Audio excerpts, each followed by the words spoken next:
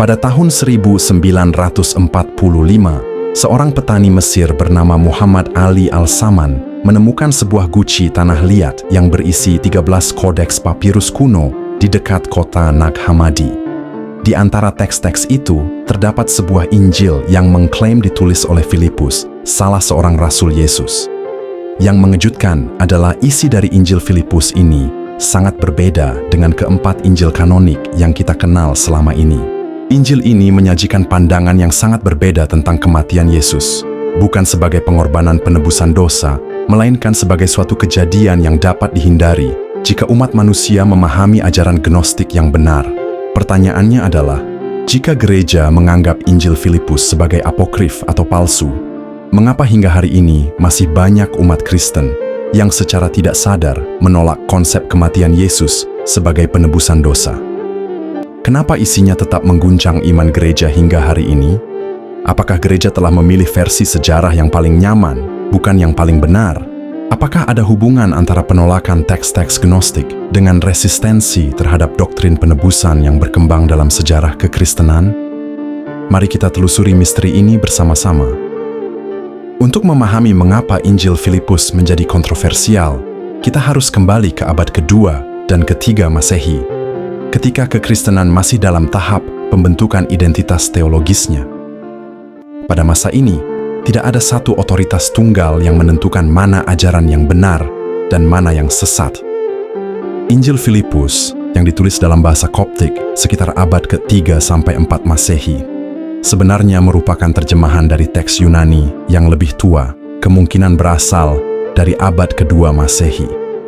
Teks ini bukan merupakan narasi kehidupan Yesus, seperti Injil-Injil kanonik, melainkan kumpulan aforisme dan refleksi teologis yang mencerminkan pandangan gnostik Kristen.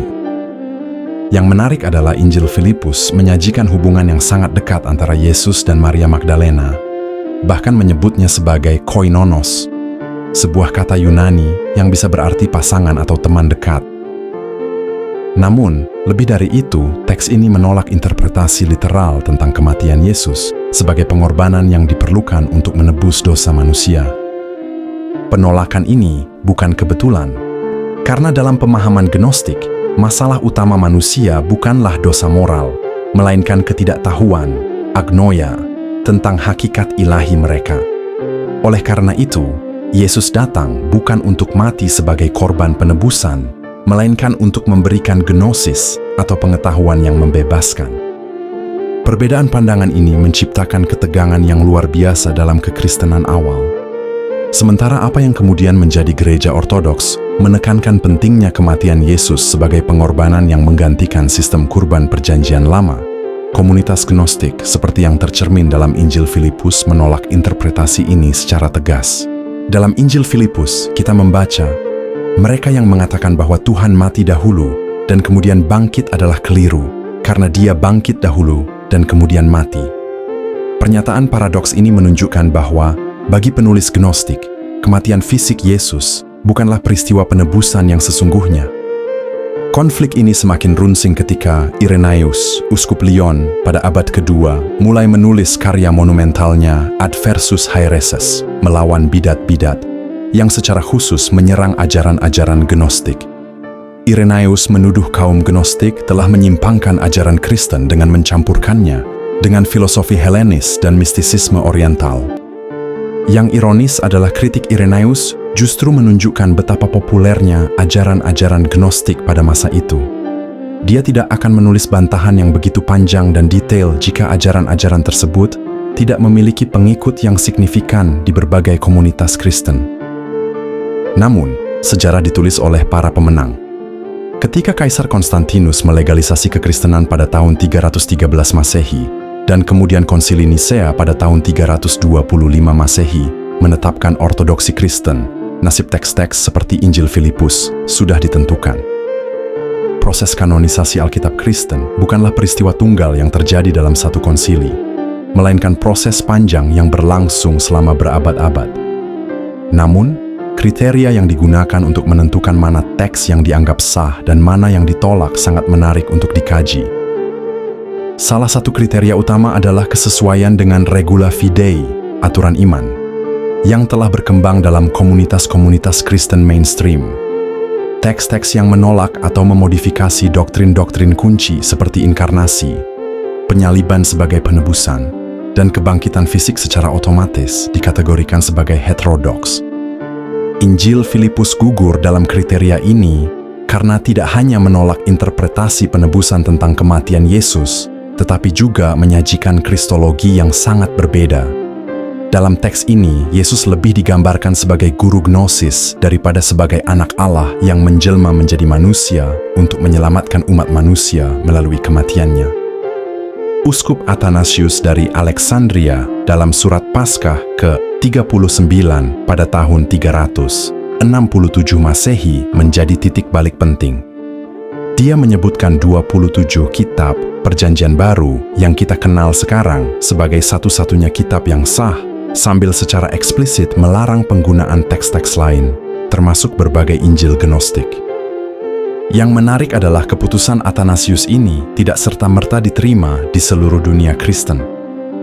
Buktinya, kita masih menemukan naskah-naskah Gnostik yang disalin hingga abad ke-5 dan ke-6, menunjukkan bahwa masih ada komunitas-komunitas yang mempertahankan tradisi ini secara diam-diam. Meskipun gereja ortodoks berhasil memarginalisasi teks-teks seperti Injil Filipus, resistensi terhadap interpretasi penebusan tentang kematian Yesus tidak pernah sepenuhnya hilang dalam sejarah kekristenan. Hal ini terlihat dalam berbagai gerakan dan pemikir sepanjang sejarah gereja. Pada abad ke-12, teolog seperti Peter Abelard mengembangkan teori moral influence yang menekankan kematian Yesus sebagai teladan cinta kasih daripada sebagai pembayaran hukuman dosa. Meskipun tidak sepenuhnya menolak aspek penebusan, pandangan ini menggeser fokus dari transaksi legal menuju transformasi moral. Gerakan-gerakan mistik seperti Meister Eckhart pada abad ke-13–14 juga menunjukkan kecenderungan yang mirip dengan pemikiran Gnostik. Eckhart menekankan pentingnya kelahiran Kristus dalam jiwa daripada peristiwa historis kematian dan kebangkitan sebagai dasar keselamatan. Bahkan dalam reformasi Protestan, meskipun Martin Luther dan John Calvin mempertahankan doktrin penebusan substitusioner, muncul kelompok-kelompok seperti Anabaptis dan spiritualis yang mempertanyakan interpretasi ortodoks tentang penebusan. Pada era modern, teolog-teolog seperti Friedrich Schleiermacher, Albrecht Ritschl, dan kemudian Rudolf Bultmann mengembangkan interpretasi-interpretasi alternatif tentang signifikansi kematian Yesus yang tidak selalu menekankan aspek penebusan substitusioner. Penemuan Nag Hammadi pada tahun 1945 membuka kembali diskusi tentang keragaman kekristenan awal dan mempertanyakan narasi sejarah yang selama ini dianggap final. Injil Filipus dan teks-teks Gnostik lainnya menunjukkan bahwa pada abad-abad awal, interpretasi tentang kematian Yesus jauh lebih beragam daripada yang dibayangkan. Studi kontemporer oleh sejarawan seperti Elaine Pagels, Bart Ehrman, dan April de Koning menunjukkan bahwa penolakan terhadap teks-teks Gnostik bukan hanya atas dasar teologis, tetapi juga politik dan sosial. Ajaran Gnostik yang menekankan pengetahuan langsung tentang yang ilahi dapat mengancam otoritas hierarki gereja yang sedang mengkonsolidasi kekuasaannya. Fenomena resistensi terhadap doktrin penebusan yang kita lihat hingga hari ini, baik dalam teologi liberal, spiritualitas alternatif, maupun dalam kehidupan umat Kristen biasa, yang secara intuitif merasa tidak nyaman dengan gambaran Tuhan, yang memerlukan pengorbanan berdarah untuk mengampuni, mungkin mencerminkan gema dari perdebatan kuno ini. Injil Filipus menantang kita untuk mempertanyakan apakah interpretasi ortodoks tentang kematian Yesus memang satu-satunya yang valid secara historis? Atau apakah ada alternatif-alternatif yang sengaja dimarginalkan dalam proses pembentukan kanon Kristen?